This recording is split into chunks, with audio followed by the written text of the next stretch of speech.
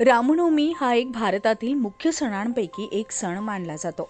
हिंदू धर्मग्रंथानुसार भगवान प्रभू रामचंद्र यांचा जन्म चैत्र महिन्यातील शुक्ल पक्षातील नवमी तिथीला झाला होता आणि म्हणूनच या दिवशी रामनवमी साजरी केली जाते। या निमित्तानं पुण्यातील एका तरुणीनं प्रभू श्रीरामांची मोडी लिपीतील प्रतिमा साकारली आहे।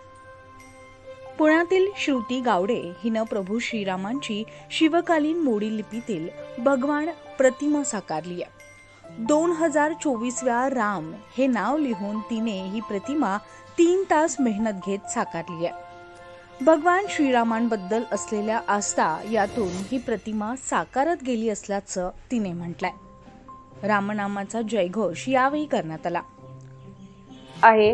हा सोहळा एका उत्सवाप्रमाणे साजरा करत असताना मी एक कलाकार म्हणून माझ्या कलेच्या माध्यमातून सुमारे 2024 वेळा प्रभू श्रीरामांचे नाम मोडी लिपीमध्ये लिहून भगवान श्रीरामाचे चित्र साकारले आहे।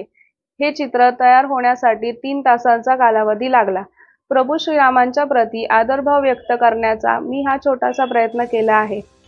आता मुळात मोडी ही लिपी मराठी भाषा लिहिण्यासाठी वापरली जाणारी लिपी आहे, जी महाराष्ट्र राज्यात बोलली जाणारी प्राथमिक भाषा आहे।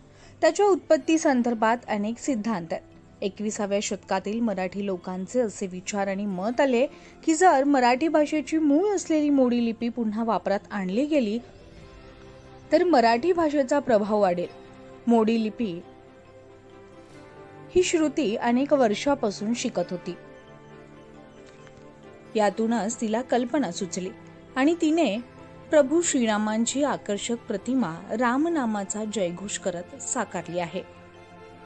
राम राम अशा पद्धतीनं लिहून टोकाच्या पेन्सिलनं शुभ्र पानावर हे चित्र रेखाटलं गेलंय। तिची ही प्रतिमा सर्वांचं लक्ष वेधून घेतेय। Shivani Dhumal, news 18 local, Pune.